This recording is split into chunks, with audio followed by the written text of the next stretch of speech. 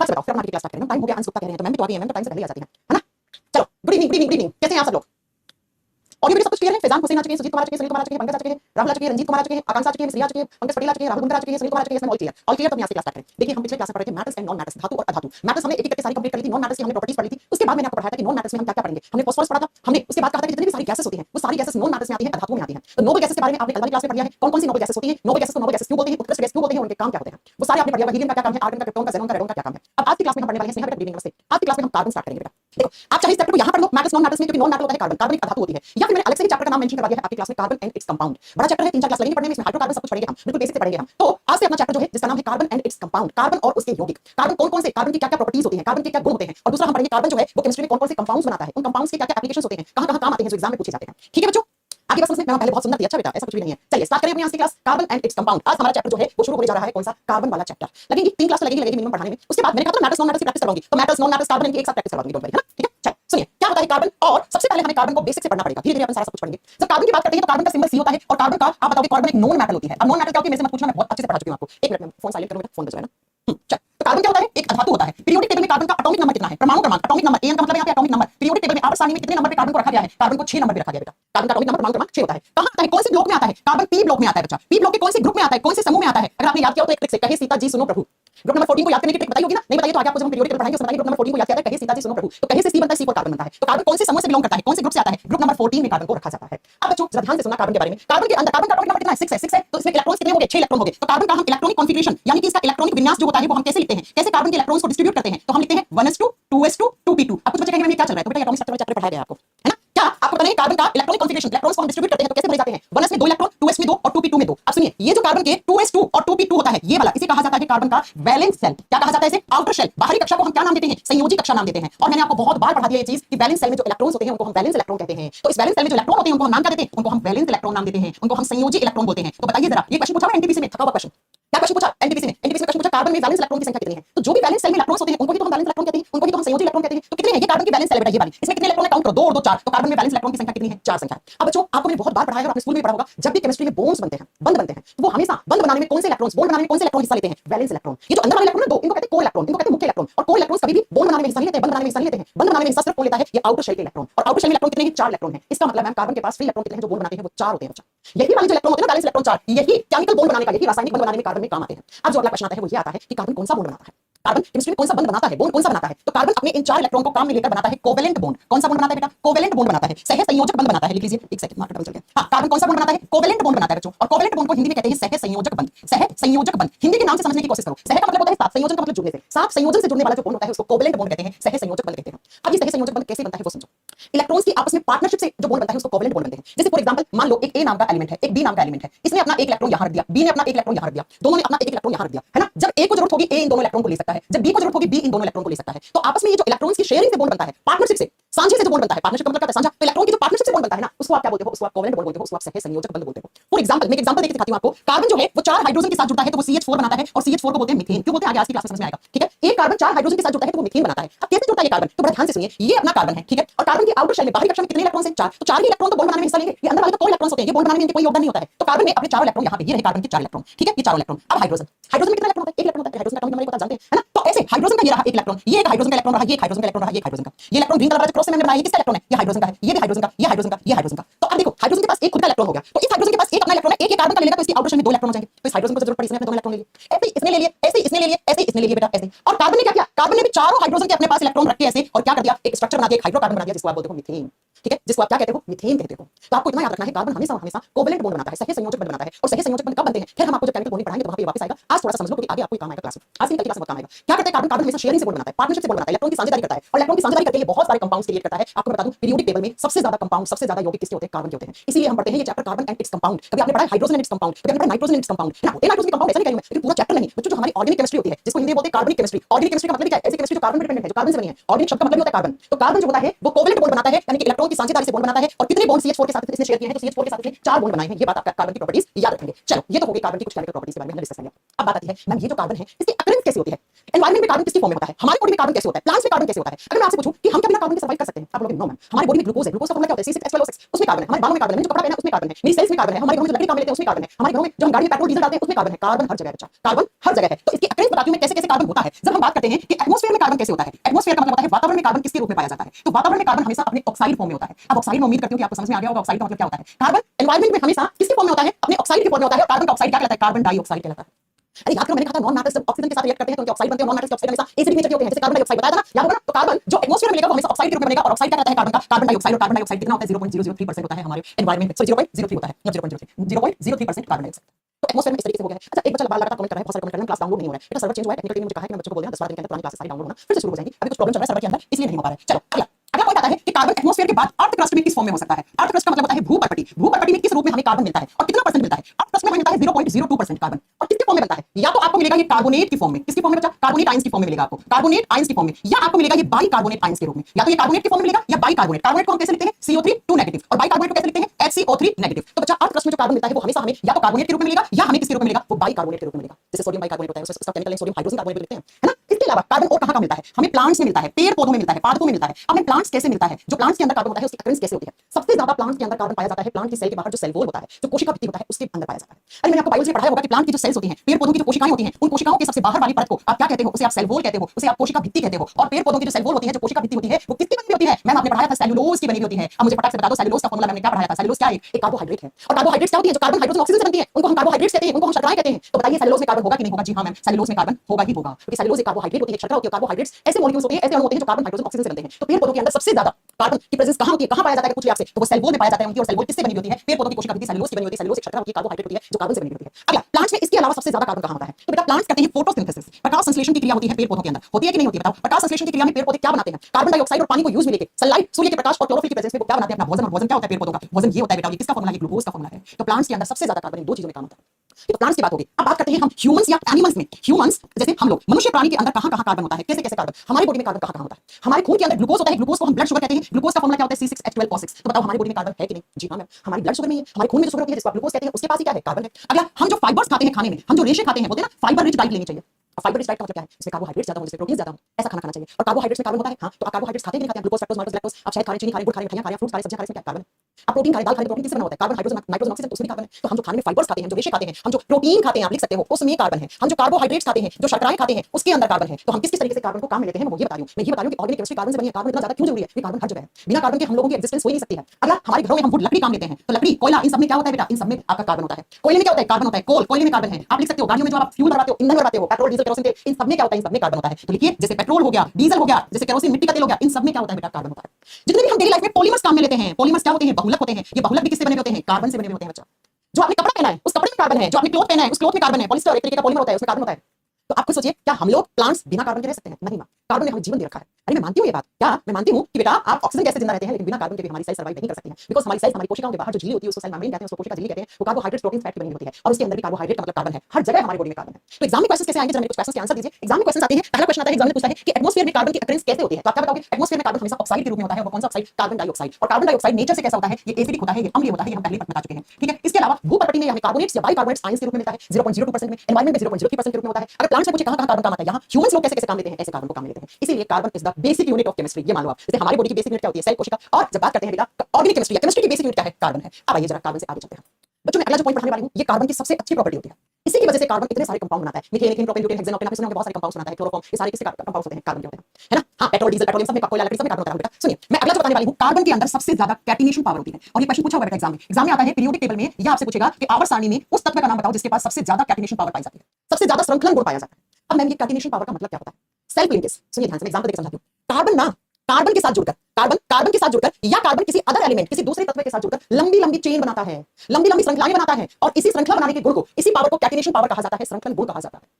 Carbon या तो carbon के साथ जुड़ा या कार्बन हाइड्रोजन के साथ जुड़ जाता है। जैसे तो कार्बन क्या बनाता है, अपने कंपाउंड्स। तो कार्बन कार्बन के साथ जुड़ा या कार्बन दूसरा कंपाउंड क्या हो गया, जैसे हाइड्रोजन हो गया, इसके साथ जुड़कर लंबी लंबी चेन बनाता है, लंबी लंबी श्रृंखलाओं वाले कंपाउंड्स बनाता है। इसीलिए सबसे ज्यादा कैटिनेशन पावर हम कहते हैं कार्बन के पास होती है। हां कार्बन के पास कैटिनेशन पावर किसके पास ज्यादा है, दूसरे नंबर पे सिलिकॉन, लिखना साइड में, ठीक है। सिलिकॉन के पास होती है बेटा, कार्बन के बाद सबसे ज्यादा कैटिनेशन पावर पीरियोडिक टेबल में आवर्त सारणी में सिलिकॉन के पास पाई जाती है। क्या याद कर लोगे, जी मैम। तो अब यहां आओ बेटा, कार्बन कैटिनेशन पावर का मतलब समझ गए, मैं लिखवा देती हूं। कैटिनेशन पावर का मतलब होता है सेल्फ लिंकेज प्रॉपर्टीज, अपने आप के साथ भी जुड़ जाता है, कार्बन कार्बन के साथ भी जुड़ सकता है, कार्बन से दूसरे एलिमेंट के साथ भी जुड़ सकता है। तो कैटिनेशन का मतलब होता है सेल्फ लिंकेज प्रॉपर्टीज, श्रृंखला बनाने का गुण, हिंदी में लिखना, श्रृंखला बनाने का गुण श्रृंखलन गुण कहलाता है। श्रृंखला बनाने का गुण क्या कहलाता है? कैटिनेशन पावर कहलाता है। जैसे फॉर एग्जांपल मैं आपको एक एग्जांपल देती हूँ। केमिस्ट्री में एक हाइड्रोकार्बन होता है बेटा जिसका नाम होता है ऑक्टेन। ऑक्टेन ऑक्टेन का फॉर्मूला होता है C8H18। 8 carbon 18 hydrogen.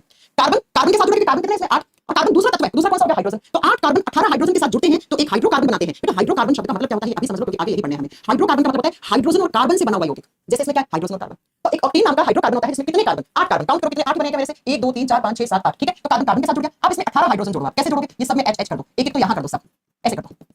ऐसे 8 कार्बन के साथ आपने दोनों साइड जोड़ दिया तो क्या बनेगा बेटा? कितने हो गए? 8 2 16 हो गए। एक हाइड्रोजन यहां जुड़ेगा, एक हाइड्रोजन यहां जुड़ेगा, तो ये किसका स्ट्रक्चर बनता है? ये ऑक्टेन का स्ट्रक्चर बनता है। और ऑक्टेन कहां काम आता है बेटा? ऑक्टेन पेट्रोल बनाने के लिए मेन कंपोनेंट होता है। आप जो गाड़ी में पेट्रोल भरते हैं ना, उसका मुख्य घटक ऑक्टेन होता है। तो नोट डाल के एक पॉइंट लिख देना आप, ठीक है? नोट का मतलब क्या होता है? मैम की क्लास में चैप्टर से थोड़ा सा हटके, लेकिन चैप्टर का क्वेश्चन लिख दो। Octane is main component for petrol. Octane is main component of petrol.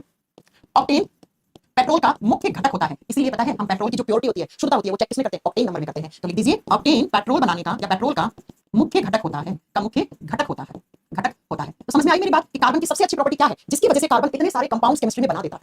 कौन सी अच्छी प्रॉपर्टी है कार्बन की? कैटिनेशन पावर की। तो सबसे ज्यादा संकलन गुण किसमें पाया जाता है? कौन से तत्व में? कार्बन में। और कैटिनेशन पावर का मतलब क्या? Self linkage property. Carbon carbon के साथ जुड़ जाता है, अपने अपने जैसे एलिमेंट कार्बन के साथ और किसी दूसरे एलिमेंट के साथ जुड़कर ऐसे लंबी लंबी क्या बनाता है? चेन बनाता है, लंबी लंबी श्रृंखला बनाता है। इसी को हम कैटिनेशन पावर कहते हैं। फॉर एग्जांपल ऑक्टेन, ऑक्टेन में 8 कार्बन 18 हाइड्रोजन जुड़ते हैं और ये ऑक्टेन पेट्रोल बनाने का मुख्य घटक होता है। इसीलिए हम पेट्रोल की प्योरिटी ऑक्टेन नंबर में चेक करते हैं। क्या मेरी बात समझ में आई आपको? अगर आ गई है तो चलिए हम बात करते हैं आगे, थोड़ा थोड़ा अपना लेवल इंक्रीज करते जाते हैं। बच्चों जो कार्बन कैटिनेशन पावर यूज करके ये हाइड्रोकार्बन्स बनाता है, ये क्या बनाता है? ये हाइड्रोकार्बन्स बनाता है। हाइड्रोकार्बन का मतलब तो आपको समझ में आ गया होगा। हाइड्रोकार्बन का मतलब क्या? ऐसे कंपाउंड जो किस किस से बने हैं? हाइड्रोजन और कार्बन से बने हुए हैं, है ना? अब बच्चों यहाँ पर मैं आपको कुछ 3 चीजें बताती हूँ, बिल्कुल बेसिक से चलेंगे, अच्छे से अपने नोट्स बनाते जाइए साथ साथ में, क्योंकि अब आगे आपको काम में आने हैं ये चीजें। कार्बन और हाइड्रोजन से मिलकर बने हुए जो एलिमेंट्स होते हैं उनको हम हाइड्रोकार्बन्स कहते हैं। और यहाँ पर मैं आपको 3 हाइड्रोकार्बन्स के नाम 2 टाइप से पढ़ाने वाली हूँ। वो कैसे कैसे?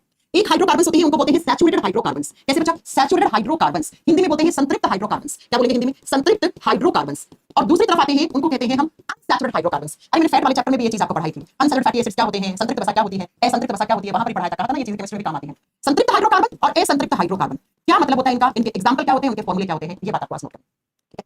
चल सुनो, ऐसे हाइड्रोकार्बन्स जिनमें कार्बन कार्बन के बीच में सिंगल बॉन्ड पाया जाता है, ऐसे हाइड्रोकार्बन्स जिनमें कार्बन और कार्बन के बीच में एकल बंध पाया जाता है, उस हाइड्रोकार्बन को आप सैचुरेटेड हाइड्रोकार्बन कहते हो, उसे आप संतृप्त हाइड्रोकार्बन कहते हो, या आप उसे केमिस्ट्री में पढ़ाया था फैट वाले चैप्टर में सैचुरेटेड अनसैचुरेटेड फैटी एसिड्स। ठीक है, तो ऐसे हाइड्रोकार्बन्स जिसके बीच में जिनके जो कार्बन हाइड्रोकार्बन किससे बनेंगे? हाइड्रोजन और कार्बन जुड़े होंगे। हमें ये कितने कार्बन, 5 मिनट बाद कितने कार्बन कैसे होते हैं, लेकिन जिनके बीच में कार्बन कार्बन के बीच में एक बॉन्ड होता है उसे आप क्या कहते हो? उसे आप सैचुरेटेड हाइड्रोकार्बन कहते हो। और इसके एग्जांपल में कौन आता है? इसके एग्जांपल में आता है बेटा एल्केन। क्या आता है? एल्केन आता है। मैं हिंदी में लिख दे रही हूं। एल्केन किस टाइप का हाइड्रोकार्बन होता है? एक सैचुरेटेड हाइड्रोकार्बन होता है जिसका फॉर्मूला होता है CnH2n+2। ये हाइड्रोकार्बन का फॉर्मूला है, किसका? Alkane hydrocarbon. जहां पर ये N क्या है? N is number of carbon. लिख दो N is number of carbon present. N किसको दिखाता है? कार्बन के नंबर की उपस्थिति को दिखाता है। यहाँ पे जो N है ये किसको दिखाएगा? नंबर दिखाएगा, किसका? कार्बन का। तो एल्केन क्या है? एक सैचुरेटेड हाइड्रोकार्बन है और इसमें जो कार्बन कार्बन के बीच में बॉन्ड होगा वो कौन सा होगा? वो सिंगल बॉन्ड होगा। अब आओ यहाँ पर, हाँ रोहित शर्मा, 2 नहीं 4 क्वेश्चन पूछ सकते हैं, बस थोड़ा सा पढ़ा दें, लास्ट में पूछना बेटा। ठीक है, अनसैचुरेटेड हाइड्रोकार्बन्स क्या होते हैं? ऐसे हाइड्रोकार्बन्स जिसमें कार्बन कार्बन के बीच में या तो डबल बॉन्ड हो, क्या हो, या तो द्विआबंध हो, डबल बॉन्ड हो, 2 बॉन्ड से जब कार्बन जुड़ते हैं तो उसे अनसैचुरेटेड हाइड्रोकार्बन कहते हैं, उसे असंतृप्त हाइड्रोकार्बन कहते हैं। या होगा कार्बन कार्बन के बीच में ट्रिपल बॉन्ड। कितना? ट्रिपल बॉन्ड, 3 बंध होंगे बेटा, 3 बंध होंगे। तो ऐसे हाइड्रोकार्बन जिसमें कार्बन कार्बन के बीच में या तो 2 बॉन्ड होंगे या 3 बॉन्ड होंगे उसे हम क्या कहते हैं? उसे हम अनसैचुरेटेड हाइड्रोकार्बन कहते हैं। मेरी बात समझ में आई? अब सुनो, ऐसे हाइड्रोकार्बन जिसके बीच में कार्बन कार्बन के बीच में डबल बॉन्ड होता है उसको आप क्या कहते हो? एग्जांपल क्या कहते हो? नाम क्या देते हो? आप लिख सकते हो, आप नेम लिख सकते हो, उसको नाम क्या देते हैं? आप कैसे मतलब आपको समझ में आना चाहिए। उसे कहते हैं, आप बताओगे बेटा, एल्केन। उसे क्या कहते हैं? एल्केन कहते हैं। उसके एंड में एन लगा हुआ होता है। ठीक है, उसे क्या कहते हैं? ओ सॉरी, एल्कीन कहते हैं, नॉट एल्केन, एल्कीन कहते हैं। उसे क्या कहते हैं? एल्कीन कहते हैं, एल्कीन। और एल्कीन का फॉर्मूला क्या होता है? CnH2n होता है बेटा, एल्कीन। ऐसे हाइड्रोकार्बन्स जिसमें कार्बन कार्बन के बीच में डबल बॉन्ड हो तो उसको एल्कीन कहा जाता है, सिंगल बॉन्ड को एन कहा जाता है। और जहां पे कार्बन कार्बन के बीच में ट्रिपल बॉन्ड होता है उसको हम एल्काइन कहते हैं, एल्काइन कहते हैं बेटा। और एल्काइन का फॉर्मूला क्या होता है? तो लिख दीजिए CnH2n-2, ये इसका फॉर्मूला होता है। ठीक है, हाँ फैजान बेटा आपने सही बोला है। रोहित शर्मा क्या पूछना चाह रहे हैं आप? लिख दीजिए। मैं पहली बार क्लास देख रहा हूं, बहुत समय है, क्या लिख रहा बेटा मुझे समझ में आया। हाँ जी, एक बार फिर से रिपीट करो, इसी से आगे आपका पूरा चैप्टर इसी पे डिपेंड करेगा, आपको समझना पड़ेगा कोई चीज। क्या मैंने कहा? कार्बन जो है वो हाइड्रोजन के साथ जुड़कर हाइड्रोकार्बन बनाता है। ये हाइड्रोकार्बन 2 कैटेगरी में डिवाइड होती है। ऐसे हाइड्रोकार्बन जिनमें जो कार्बन है उस कार्बन के बीच में एक बॉन्ड, सिंगल बॉन्ड हो, उसे हम एल्केन कहते हैं, उसे हम क्या कहते हैं? एल्कीन। और एल्केन का जो जनरल फॉर्मूला है वो CnH2n+2 होता है बेटा, जहां पर N क्या होता है? जितने भी नंबर ऑफ कार्बन होते हैं प्रेजेंट उसकी संख्या को N दिखाता है। N किसको दर्शाता है? Number of carbon present in hydrocarbon, in any hydrocarbon. जो कार्बन कार्बन के बीच में डबल बॉन्ड होता है उस हाइड्रोकार्बन को हम एल्कीन कहते हैं, उसका फॉर्मूला CnH2n होता है। ठीक है, और जब कार्बन कार्बन के बीच में ट्रिपल बॉन्ड होता है तो उसे एल्काइन कहते हैं और एल्काइन का फॉर्मूला CnH2n-2 होता है। और ऐसे हाइड्रोकार्बन जिनमें कार्बन कार्बन के बीच में डबल या ट्रिपल बॉन्ड होता है उसे हम असंतृप्त हाइड्रोकार्बन कहते हैं, उसे हम अनसैचुरेटेड हाइड्रोकार्बन कहते हैं। Alkane alkene alkyne, alkane alkene alkyne, ऐसे याद करना है। एल्केन में एक बॉन्ड होता है तो ये सैचुरेटेड हाइड्रोकार्बन होते हैं, कीन में 2 होते हैं, काइन में 3 होते हैं, तो ये क्या होते हैं? ये असंतृप्त वसा होती है। एल्केन का फॉर्मूला CnH2n+2 होता है, एल्कीन का फॉर्मूला CnH2n होता है और एल्काइन का फॉर्मूला CnH2n-2 होता है। इतनी बात आपको याद रखना है। कर ली इतनी बात याद। अब चलो आपको आगे बताऊं। अब आगे की क्लास जानने से पहले आपको ये तो पता लग गया एल्केन क्या होता है, एल्कीन क्या होता है, एल्काइन क्या होता है, याद कर लोगे, इनका फॉर्मूला भी याद कर लोगे, ठीक है। अब बच्चों केमिस्ट्री में होते हैं कुछ रूट वर्ड्स, लिखवा रही हूं मैं आपको, ये आपको याद करने हैं। वैसे तो याद होंगे, आपने स्कूल टाइम पे याद किए होंगे ये रूट वर्ड्स। बच्चों जब हाइड्रोकार्बन के अंदर कार्बन की संख्या 1 होती है तो हम उसे मेथ बोलते हैं। क्या बोलते हैं? मेथ, हिंदी में मेथ बोलते हैं, ठीक है, मैथ मेथ। आई बात समझ में? जब कार्बन के हाइड्रोकार्बन के अंदर संख्या कार्बन की 1 हो, एन क्या हो 1, तो उसे मेथ कहेंगे। जब कार्बन की संख्या 2 होती है तो उसे एथ कहा जाता है। क्या कहा जाता है? एथ कहा जाता है। और जब कार्बन की संख्या 3 होती है तो उसे प्रोप कहा जाता है। प्रोप जैसे प्रोपेन, प्रोपीन, प्रोपाइन, ठीक है। जब कार्बन की संख्या 4 होती है तो हम रूट वर्ड लगाते हैं ब्यूट, ब्यूट हिंदी में सेम होगा ब्यूट, ब्यूटेन, ब्यूटीन, ब्यूटाइन, ठीक है। जब कार्बन की संख्या 5 होती है तो हम पेंट शब्द यूज करते हैं, पेंट, ठीक है, जैसे पेंटीन, पेंटीन, पेंटाइन। और जब कार्बन की संख्या 6 होती है तो हम हेक्स या हेक्सा शब्द यूज करते हैं, हेक्स या हेक्सा शब्द यूज करते हैं, हेक्सेन, हेक्सीन, हेक्साइन। और जब हम कार्बन की संख्या 7 यूज करते हैं तो हम हेप्ट शब्द यूज करते हैं, हेप्टेन, हेप्टीन, हेप्टाइन, क्या हेप्ट शब्द यूज करते हैं। और जब कार्बन की संख्या 8 होती है तो हम ऑक्ट शब्द यूज करते हैं, ऑक्ट, हमें बताया था ऑक्टेन, है ना, ऑक्टेन, ऑक्टीन, ऑक्टाइन। और जब कार्बन की संख्या 9 होती है तो हम नॉन शब्द यूज करते हैं। और जब कार्बन की संख्या 10 होती है तो हम क्या यूज करते हैं? डेका शब्द यूज करते हैं, डेका शब्द यूज करते हैं। ये रूट वर्ड्स होते हैं बेटा, ये आपको याद करने ही पड़ेंगे। Meth, eth, prop, but, pent, hex, hept, octa, non, deca. Deca या डेक लिखते हैं, ठीक है, डेक लिखते हैं, डेका लिखते हैं। क्या मेरी बात नहीं आ रही?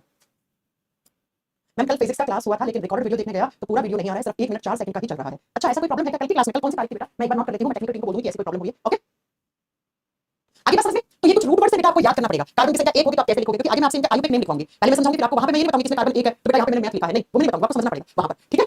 तो ये आपको इतनी बात याद रखनी है, इतनी बात याद रखी तो अब आगे वापस अपन कार्बन पे चलते हैं। ये कुछ बेसिक्स होते हैं बेटा, ये आपको समझ में आएगा, है ना। सुनिए, कार्बन जो होता है, वापस कार्बन पे आते हैं क्योंकि कार्बन से कार्बन पूरा चैप्टर ही कार्बन है। कार्बन जो है बेटा वो नेचर में दो तरीके से उसकी प्रेजेंस देखी जाती है। क्या? सुनिए, कार्बन जो होता है वो या तो हमें मिलेगा फ्री फॉर्म में। कैसे फॉर्म में मिलेगा बेटा? फ्री फॉर्म में मिलेगा हमेशा। या तो फ्री फॉर्म में मिलेगा आपको कार्बन, यानी मुक्त अवस्था में मिलेगा, फ्री पड़ा होगा कार्बन, किसी और के साथ एलिमेंट के साथ नहीं जुड़ा मिलेगा, ठीक है, वो आपको फ्री मिला है। फ्री बाबा से करंट आ रहा है, वाईफाई की कोई भी करंट आ सकता है, कुछ प्रॉब्लम होगी इसमें, ठीक है। कार्बन या तो आपको फ्री फॉर्म में मिलेगा या आपको कार्बन मिलेगा कंपाउंड फॉर्म में। कंपाउंड फॉर्म का मतलब क्या बेटा? यौगिकों के रूप में मिलेगा। जैसे हाइड्रोकार्बन्स, अभी तो बताया मैंने, है ना, methane, ethane, propane, butane, hexane, octane, किसी भी रूप में, किसी भी हाइड्रोकार्बन। अब हाइड्रोकार्बन एल्केन, एल्कीन, एल्काइन किसी भी रूप में मिल सकता है, वो अपनी आगे की बात है। जब कार्बन फ्री फॉर्म में, फ्री का मतलब कार्बन अकेला, जैसे अभी आप अकेले हो, आपकी शादी हो जाएगी तो कंबाइन हो जाओगे, है ना, अभी आप अकेले हो तो कार्बन जब अकेला मिलता है, फ्री मिलता है, तो उसको कहा जाता है कार्बन का एलोट्रोप रूप। कौन सा? एलोट्रोप्स कहा जाता है बेटा, अपर रूप शब्द यूज करते हैं कार्बन के लिए। कार्बन जब फ्री पड़ा हुआ होता है, अकेला पाया जाता है, किसी दूसरे एलिमेंट, मैंने कहा कार्बन के साथ भी जुड़ के लंबी लंबी चेन बना सकता है, बिकॉज़ कार्बन की कैटेलिस्ट पावर सबसे ज्यादा होती है, तो कार्बन कभी-कभी मर्जी भाई उसकी किसी और के साथ नहीं जुड़ा, अकेला पड़ा, फ्री पड़ा है, तो कार्बन जब फ्री फॉर्म में होता है तो वो एलोट्रोप्स बनाता है, वो अपर रूप बनाता है बेटा। और कार्बन के जब अपर रूप की बात करते हैं तो कार्बन के 3 अपर रूप होते हैं बेटा। 3 एलोट्रोप्स होते हैं कार्बन के। कौन-कौन से होते हैं कार्बन के 3 एलोट्रोप? तो नंबर 1 पे आता है डायमंड। हां, डायमंड, हीरा। हीरा किससे बना है? कार्बन से बना है भैया। हीरा ठाकुर वाला नहीं, वो हीरा जो पहनते हैं हाथों में, है ना, गले में नेकलेस बना के, रिंग में, इन सब में पहनते हैं। दूसरा कार्बन का जो एलोट्रोप रूप होता है उसको बोलते हैं ग्रेफाइट। दूसरा होता है कार्बन का अपर रूप, उसको हम ग्रेफाइट कहते हैं। और तीसरे को बोलते हैं बकमिनिस्टर फुलरीन। क्या बोलते हैं? बकमिनिस्टर फुलरीन कहते हैं बेटा। ये आपको याद रखना है, या अकेला फुलरीन लिखो तब भी चलेगा बेटा, इसका पूरा नाम बकमिनिस्टर फुलरीन या फुलरीन दोनों बोल सकते हो आप, मैं लिख देती हूं। तीसरे को बकमिनिस्टर फुलरीन या फुलरीन याद रख लो आप, तो ऐसे लिख लो। तो ये 3 होते हैं कार्बन के एलोट्रोप। अब एलोट्रोप्स की परिभाषा क्या होती है? एनसीईआरटी में एलोट्रोप्स की परिभाषा क्या लिखी हुई है? डेफिनेशन क्या है? एनसीईआरटी में लिखा हुआ है, ऐसे सब्सटेंसेस, ऐसे पदार्थ जिनकी फिजिकल प्रॉपर्टीज अलग अलग होती हैं, जिनकी भौतिक अवस्था अलग अलग होती है, लेकिन उनकी केमिकल प्रॉपर्टीज ऑलमोस्ट सेम होती हैं, उनको हम एलोट्रोप्स कहते हैं, उनको हम अपर रूप कहते हैं। जैसे आप देखोगे बेटा तो डायमंड में भी कार्बन है, ग्रेफाइट में भी कार्बन है, फुलरीन में भी कार्बन है। अब तीनों कार्बन से बने तो इनकी केमिकल प्रॉपर्टीज तो लगभग सेम ही होंगी ना। भाई कार्बन से बनी हुई चीज तो तीनों सेम ही होंगी ना, ऑलमोस्ट सेम होगी। मैं मानती हूं सारी सेम नहीं होगी, लेकिन ऑलमोस्ट सेम ही होंगी केमिकल प्रॉपर्टीज। लेकिन इनकी फिजिकल अपीयरेंस देखो आप, ग्रेफाइट काला सा दिखता है, डायमंड में कितनी चमक होती है ना, डायमंड। और फुलरीन कैसा दिखता है, चलिए मैं आपको फोटो दिखाती हूं। अब आप इनको फिजिकली देखना बेटा, डायमंड ऐसा दिख रहा है आपको, है ना, और ग्रेफाइट ऐसा दिखता है, ऐसी स्ट्रक्चर पड़ी हुई ना ग्रेफाइट की होती है। और फुलरीन ऐसा दिखता है, 7 कार्बन जब एक फुटबॉल शेप में अरेंज होते हैं तो उसको अपने फुलरीन या फुलरीन कहा जाता है। तो एलोट्रोप्स क्या होते हैं? ऐसे अपर रूप, एक के अलग अलग रूप। किसके रूप है? कार्बन के रूप है भैया, कार्बन के रूप है। किसी और एलिमेंट की थोड़ी ना बात हो रही, कार्बन की तो बात हो रही है। तो कार्बन के अलग अलग रूप, कार्बन अलग अलग रूप में पाया जाता है, जब वो फ्री होता है उसको एलोट्रोप कहते हैं, उसको अपर रूप कहते हैं। तो अपर रूप क्या होगा बेटा? आप बताओगे। एलोट्रोप्स की परिभाषा आप ऐसे पूरी लिख लेना, जिसमें मैं इधर वायर को टच हो गया ना, इसमें करंट आ रहा है, जिसकी फिजिकल प्रॉपर्टीज लिख दीजिएगा, फिजिकल प्रॉपर्टीज क्या हो? डिफरेंट हो, अलग अलग हो, जिनके भौतिक गुण क्या हो बेटा? अलग अलग हो, लेकिन केमिकल प्रॉपर्टीज क्या हो? लगभग एक जैसी। केमिकल प्रॉपर्टीज क्या हो? ऑलमोस्ट सेम हो बेटा, ऑलमोस्ट सेम। तो उसको हम क्या बोलते हैं? उसको हम अपर रूप कहते हैं। आप लिख लीजिए, हिंदी में लिखवा देती हूं। ऐसे पदार्थ जिनके भौतिक गुण अलग अलग हो लेकिन जिनके रासायनिक गुण लगभग एक जैसे होते हैं, उसको हम क्या कहते हैं? उसको हम अपर रूप कहते हैं। एलोट्रोप्स ऐसे सब्सटेंसेस होते हैं एक ही एलिमेंट के, जिसमें फिजिकल प्रॉपर्टीज उनकी डिफरेंट होती है लेकिन केमिकल प्रॉपर्टीज ऑलमोस्ट सेम होती हैं, तो उन्हें हम एलोट्रोप्स कहते हैं, उन्हें हम अपर रूप कहते हैं। लिख दोगे आप? आगे बस समझ में? हाँ जी मैम। कंपाउंड्स की बात करें, कार्बन या तो आपको फ्री फॉर्म में मिला, और कार्बन से फ्री फॉर्म में मिलता है तो उसको हम एलोट्रोप कहते हैं। जैसे कार्बन के कितने एलोट्रोप होते हैं? 3। कौन कौन सा? Diamond, graphite, fullerene. Diamond, graphite, fullerene ये तीनों कार्बन के अपर रूप होते हैं। या मिलेगा कंपाउंड की फॉर्म में, कंपाउंड बना रहा होगा। अब कंपाउंड जैसे methane, ethane, propane, butane, hexane, alkane, ये सारे क्या होते हैं? कार्बन के कंपाउंड्स होते हैं। तो कंपाउंड्स तो हम बाद में पढ़ेंगे, पहले हमें क्या पढ़ना पड़ेगा? इनके बारे में, इनसे बनने वाले क्वेश्चंस पढ़ने पड़ेंगे। अरे चैप्टर का नाम क्या है? Carbon and its compound. तो कार्बन की प्रॉपर्टीज पढ़ ली हमने, और अब हम पढ़ेंगे कि जो कार्बन है वो फ्री फॉर्म में एलोट्रोप्स के रूप में पाया जाता है, और कार्बन के 3 एलोट्रोप होते हैं, तो हमें इन तीनों एलोट्रोप से बनने वाले क्वेश्चंस देखने पड़ेंगे। फिर हम कार्बन कैसे कैसे कंपाउंड्स बनाता है, ऑर्गेनिक केमिस्ट्री में कौन कौन से कंपाउंड्स, कौन कौन से यौगिक कार्बन से बने होते हैं, वो हम फिर बाद में देखेंगे। आई बात आपको समझ में? हां जी, तो चलिए आगे। तो कार्बन के पहले हम एलोट्रोप्स पढ़े, कौन कौन से एलोट्रोप्स? तो एक साइड लिखेंगे आप डायमंड, एक साइड लिखोगे आप डायमंड, जिसको हम हिंदी में हीरा कहते हैं, और दूसरी तरफ हम पढ़ेंगे ग्रेफाइट। इनसे बनने वाले क्वेश्चंस यहीं पे हम कर लेंगे बच्चा। क्या होता है डायमंड, क्या होता है ग्रेफाइट? अच्छा सबसे पहले मुझे ये बताओ, कितने बच्चों को पता है कि कोयले की खदान से ही डायमंड निकलता है? कितने बच्चों ने ये बात सुनी आज तक? कोयला होता है, कोयले की जो खदान होती है, कोयले की जो फैक्ट्री होती है ना, उसी से ही कार्बन निकलता है। अब कोयला किससे बना है? कार्बन से बना है। और कार्बन से ही क्या बना है? डायमंड बना है, हीरा बना है। देखो बच्चों, मैं आज आपको बताते चल जाती हूं, यहां से हम कल की क्लास में कंटिन्यू करेंगे चीजें। सुनिए जरा मेरी बात को बड़ा गौर से। जब कोयले की खाद, कोयले के अंदर कार्बन है, और उस कोयले के ऊपर इतना सारा बाहर से हाई टेंपरेचर, हाई प्रेशर, इतना सारा बाहर से एक्सटर्नल फैक्टर्स लगते हैं, बाहर से इतना सारा ताप और दाब लगता है उस कार्बन के ऊपर कि वो कार्बन इतना तापमान और इतना प्रेशर सह सह के जब वो खदान से बाहर निकलता है तो वो चमक लेके पैदा होता है, और उसी को आप डायमंड कहते हो। कोयले की क्या कीमत है, डायमंड की आप जानते हैं क्या कीमत होती है। तो हमेशा कोयले की खदान से ही हीरा निकलता है बेटा। ये आपने सुना होगा, फलाना इंसान के पास कोल फैक्ट्री थी, वहां मजदूर काम करते, मजदूर के हाथ 3 करोड़ का हीरा लगा, है ना, ये चीज आपने सुनी होगी। तो डायमंड भी कार्बन से बना है, ग्रेफाइट दोनों ही कार्बन से बने हैं, ये दोनों ही कार्बन के अपर रूप हैं। अब ये कैसे कैसे बने हैं, इनकी क्या क्या प्रॉपर्टीज है, ये हम नेक्स्ट क्लास में कंटिन्यू करेंगे और उसके फुल रिव्यू होगा, फुल रिव्यू बताएंगे, ठीक है। उसके बाद हम कार्बन के कंपाउंड्स पढ़ेंगे, ओके। अब आप डाउट पूछो, बहुत सारे बच्चे, एक बच्चा कहता है मैम 2 क्वेश्चन के आंसर करोगे क्या आप मेरे, प्लीज प्लीज बोलने की जरूरत नहीं है आपको, आप तो ऑर्डर दीजिए कि मैम इस क्वेश्चन का आंसर दो। मैं बुक कहां से ऑर्डर करें बेटा, मेरी किताब exam card dot in website है, एग्जाम कार्ड CART.in वेबसाइट, उसमें मिल जाती है मेरी किताब दीपक महेश्वरी। हाँ, मैं मेरी पहली क्लास से बहुत अच्छे समझ में आ रहा है, सेक्स है सामी कह रहे हैं, ओके बेटा थैंक यू बेटा, सब कुछ समझ में आएगा, लेकिन अगली क्लास में टफ लगेगी आपको, अगली क्लास आपको टफ लग सकती है बेटा। और बता, मैं भाभा एटॉमिक रिसर्च सेंटर में भी देखा हूं, सर लोग वीडियो दिखाए हैं कार्बन कैसे निकलता है कोयले की फैक्ट्री से, वाह बहुत अच्छा, YouTube पे बहुत सारी वीडियोस आप देख सकते हैं। पूछिए ma'am group D express test खत्म कब होगा बेटा, हो जाएगा, क्यों जल्दबाजी मचा रहे हो, अभी सिलेबस धीरे धीरे पढ़ाने दीजिए, आप तो 3 वाले हैं, अभी तो 1 लास्ट में चल रहा है, 1 वाला आखिरी चल रहा है। और पूछिए कोई डाउट। अरे बच्चा रोहित नाम का बच्चा तो बार बार कमेंट करता है कि मैम 2 क्वेश्चन पूछो, बेटा क्वेश्चन पूछो, मैं वेट कर रही हूं आपका, अदरवाइज दूसरी क्लास में जाऊं। हां फैजान हुसैन बेटा, तो क्या हो गया, नोबेल कैसे, मैं कुछ समझाने लायक नहीं था इसलिए।